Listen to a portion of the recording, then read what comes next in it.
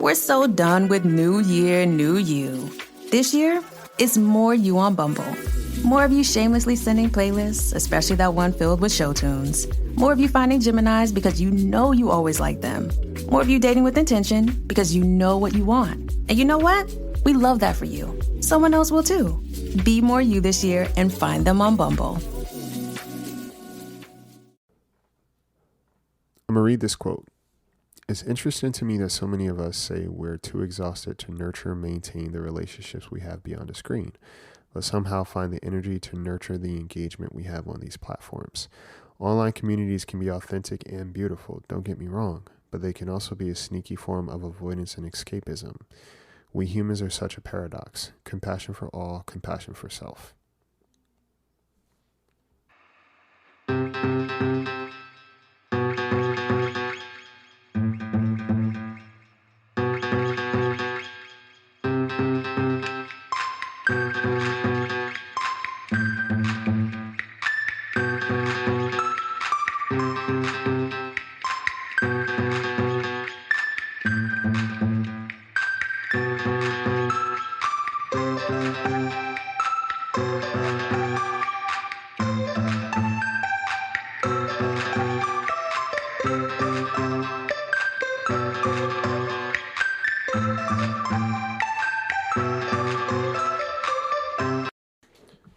Guys, what's going on? Welcome to the Bird Brain Podcast, where the goal is to rise above it all, stay elevated, create that infinity, and up your you. I'm your host, Isaiah, and today we are going to talk about parasocial relationships and the dynamics of it, and how I've noticed just from, my own personal relationships, but also just kind of watching and observing and listening and seeing the discourse and back and forth on social media, and also how people engage with me, and what it's starting to inform me of, and also I think inform a lot of us of. And also I want to say this, I know that there have been people, speaking of parasocial relationships, there have been people who reached out about there being the ads for some reason are blaring loud in in the audio, or it's this jarring cut in terms of the audio of the ads or the commercials in my podcast, and you're displeased with it. And I truly understand and I empathize, and that's something that I was not aware of happening, because it's not me doing it. It's just the system that you could adjust the settings apparently too if you're listening on Spotify and or Apple.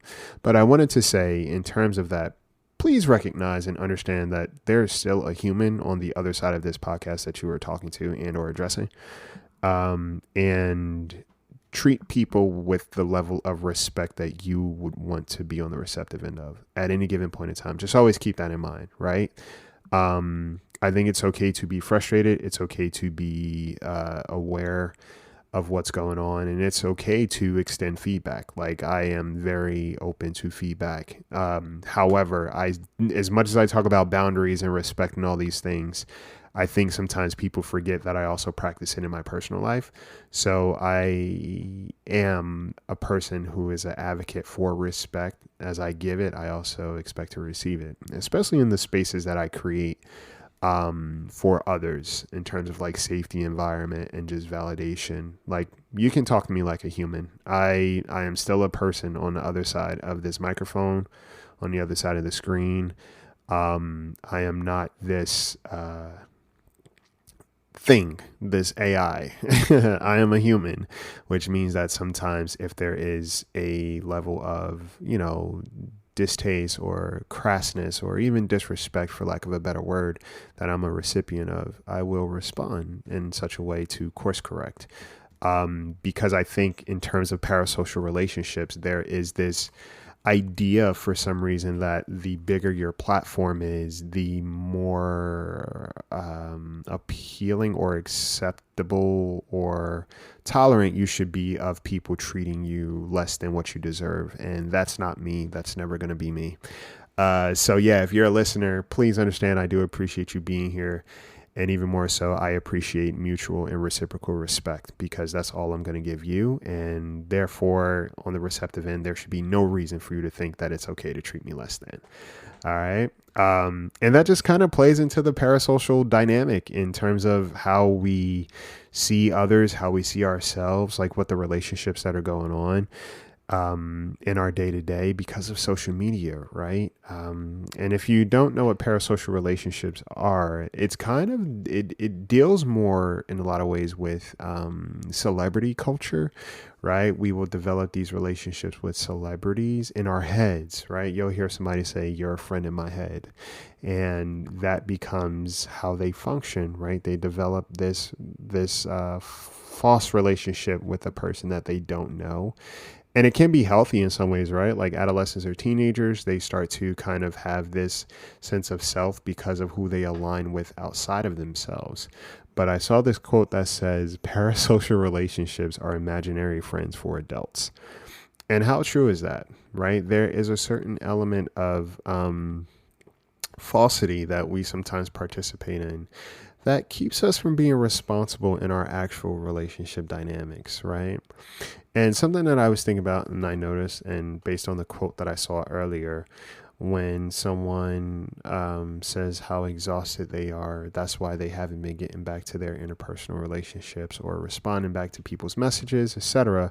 But they're still online, right? They have the energy to engage online with people who don't know them, people who are not asking about them. However, in their actual relationships, they're not showing up. And it's like, well, why is that? And the more I thought about it, the more I recognized that it's responsibility, right? A lot of people like the convenience of connections without the responsibility of reciprocation.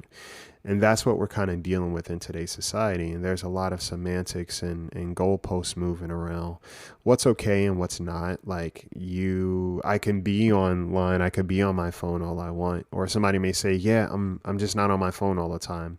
But they're always on their phone. When you're around them, they're on their phone. When you have experienced them, they are on their phone. Everybody has their phone in their hand.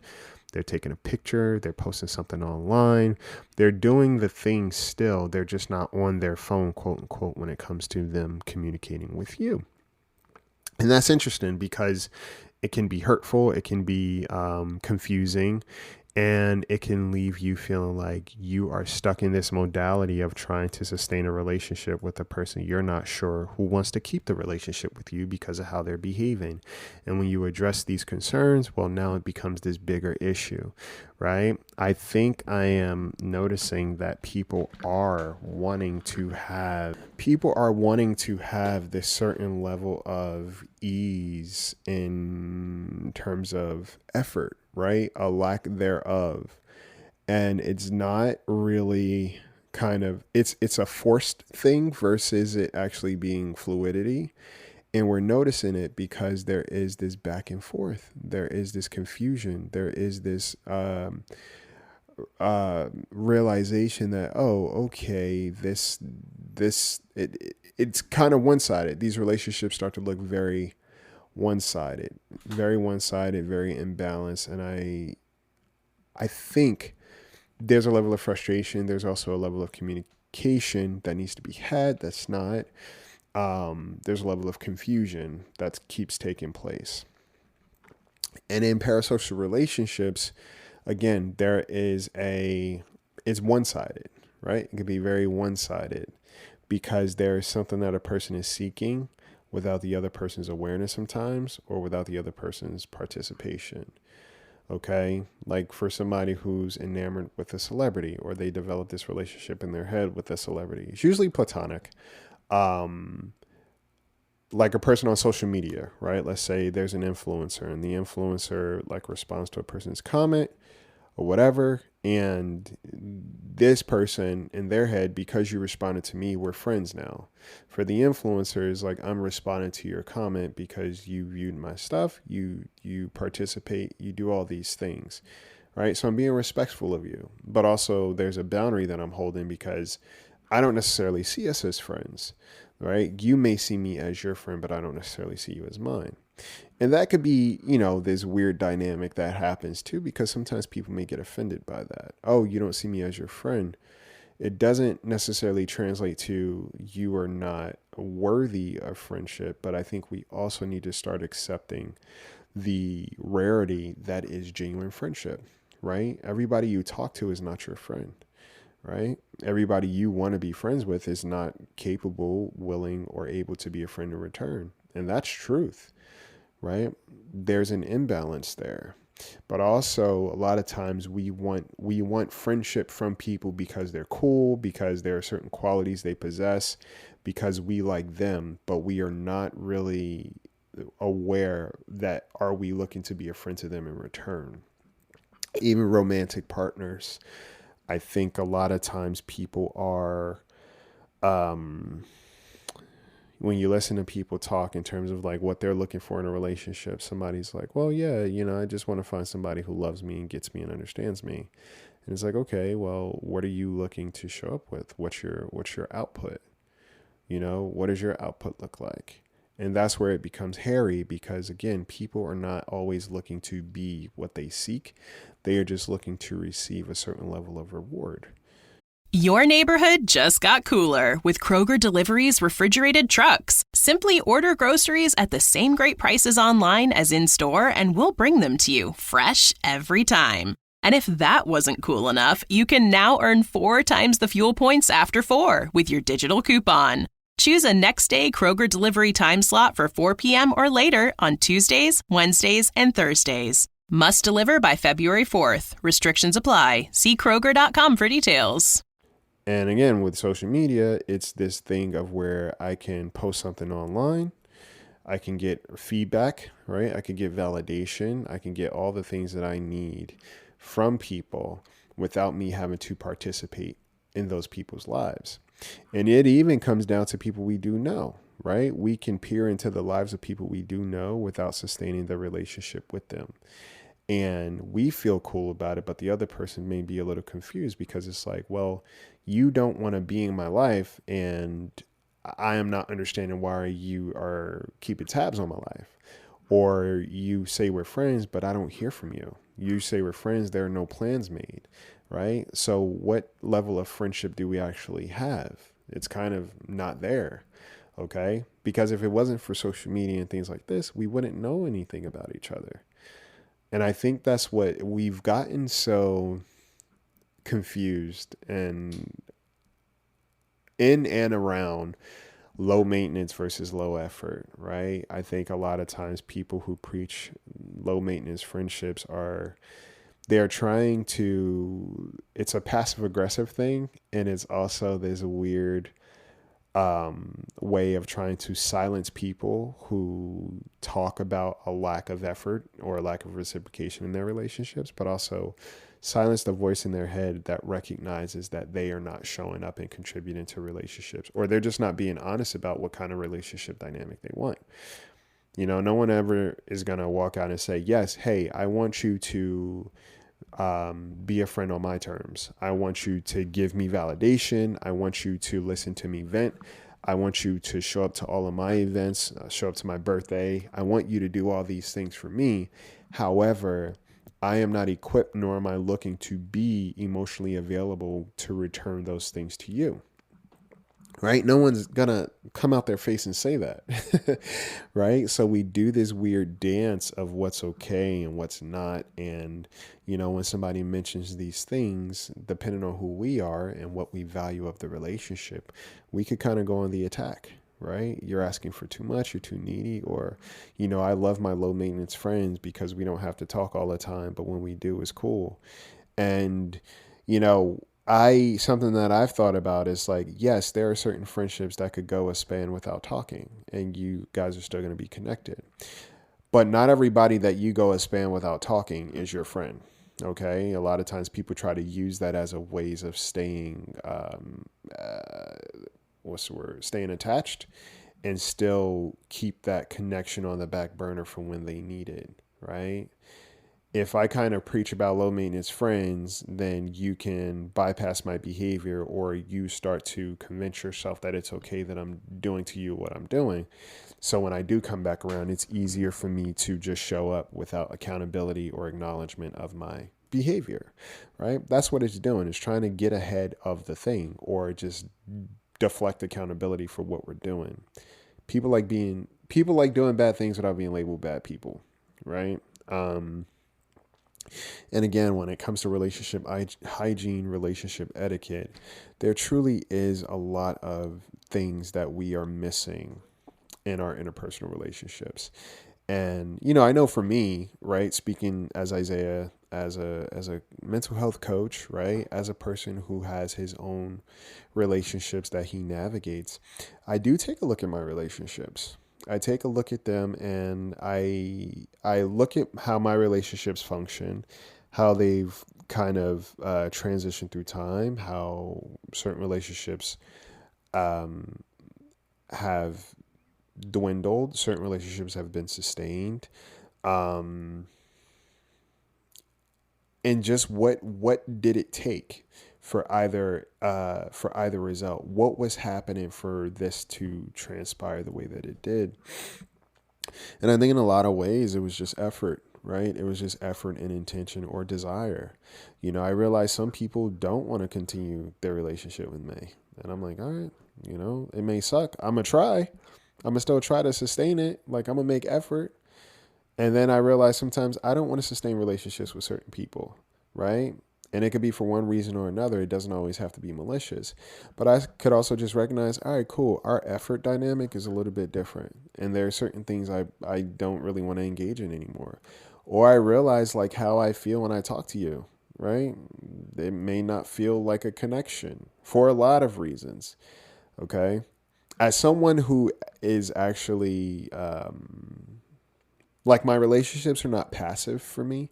I think through things. And like my buddy, he was saying the other day, he was like, you measure 3 times before you cut, right? So therefore, I am typically really dissecting what is happening in my relationships. What's my responsibility in them? Like, I'm not a passive person.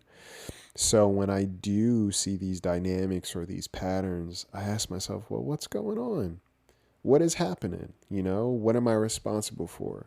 What is this person communicating? What are they showing me? Okay. What am I not getting? What do I need to be a better communicator on? All right. So I don't have these weird relationships where the thought is that, oh yeah, we could just go years without talking to each other and we're still going to be as close as we were. And honestly, that is not true. That is not true in any capacity. I think if you understand that this relationship is not that much of a priority and maybe they're an acquaintance, then yeah, you can do that. But I don't think I'd be able to have a relationship, a very in-depth relationship connection with somebody that I don't have communication with and that we don't talk. It just doesn't make sense for me. It doesn't make sense for me emotionally, not just from a demanding space, but just literally it doesn't make sense for me. Right? And this doesn't mean we have to talk every day. Okay. And that goes back to that whole idea of like, oh yeah, friends could go an extended period of time without talking and things would still be good. In my head, I'm like, why would I not want to talk to my homies? Like, these people are my people. These people are my community. Why would I not want to engage with them and keep them updated on my life? Why would I not want to be engaged and participating in their lives? Okay. Unless it was an actual reason to. Okay. But I realize, there is so much to catch people up on, and you have to make time for even that. And catching up is not binge watching somebody's life and then be like, all right, cool, next year we link up. Like, no, people go through changes, right? From day to day, forget weeks or months. Like, there has to be some participation there for the relationship to be sustained. Otherwise, it does start to become this whole parasocial dynamic. Okay. And that's what people are not fully accepting. There's like this desire for convenient connection versus actual responsible relationship. All right. And I've gone through changes. Like I said, as I've gotten older, I've understood myself more. And there are certain things about me that have always existed. I was looking at a lot of my friendships now, or just like relationships that are very significant for me. I've had, for the most part, a lot of them are over a decade long, right? Over a decade, we don't live around each other. We make it a point to communicate, catch up, see what's going on. But we're active, and it feels that way. And I think a big thing that holds those relationships together that people aren't talking about is trust. Also, time spent to build that relationship. And even when there is a certain span of time where there's no necessarily constant communication, there's still a consistency and effort. Like, hey, checking in on you, let's plan something, okay? Or, hey, I'm going to be here, let's link up, right? I think people don't realize how much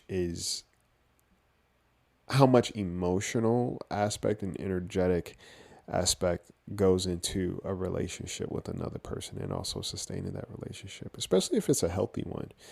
I know for me, it's like, again, and it works for me because it's like, I'm an introverted person by design. So therefore my relationships are not high demand, right? Some people may perceive it as high demand just because it's like, there's an intention behind it. I'm like, hey, look, if we don't communicate, this relationship doesn't exist. If there's a lack of communication, whether there's a problem, if there's a lack of communication in terms of just like making an effort to be a part of each other's lives, the relationship by design doesn't survive. It won't. And I'm not looking for it to, right? I don't want to have passive connections because it doesn't fulfill me. Like, I don't need that as a distraction, right? Quality over quantity. So it's like not having a bunch of people in my life doesn't scare me.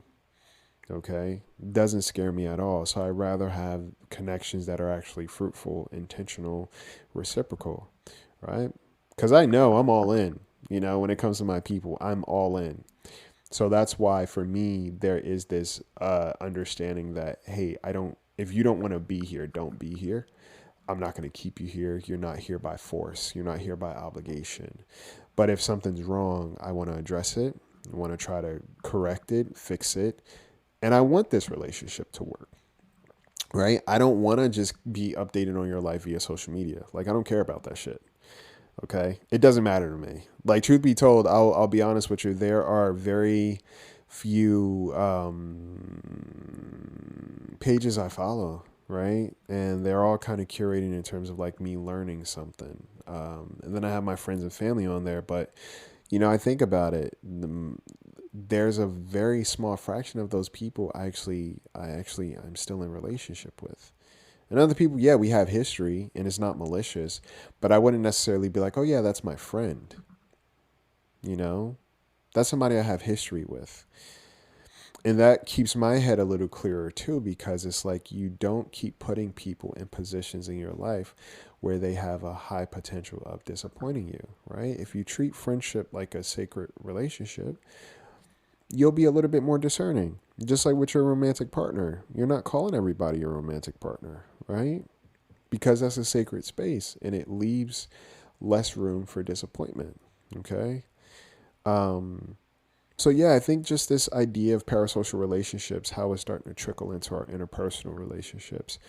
There's somebody who'll be online and they're like, well, yeah, everybody's going through something and sometimes people don't have the capacity to communicate. And it's like, but why are you online communicating this? Because the amount of effort you put into this comment, this statement, etc., you couldn't text your friend who's been asking, who reached out to you, that you continue to ignore. Yeah, you could.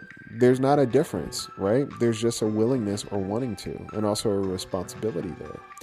All right. So it really is interesting in terms of how we function, but I challenge you to take a look at how you navigate relationships, what you are seeking from relationships, and also what you're willing to contribute, and see how it all works. Okay. Yeah, I hope you guys have a good week. And again, I appreciate all my listeners for being here, supporting and showing love. We're coming up on my 6-year anniversary of this podcast. And I just love consistency. And I'm grateful that I've been able to create a space for you guys to come and just, we chat. We chat and we thrive. So keep showing up. All right. Keep showing up for yourselves. And in the meantime, take care of yourselves. Take care of each other. And take flight.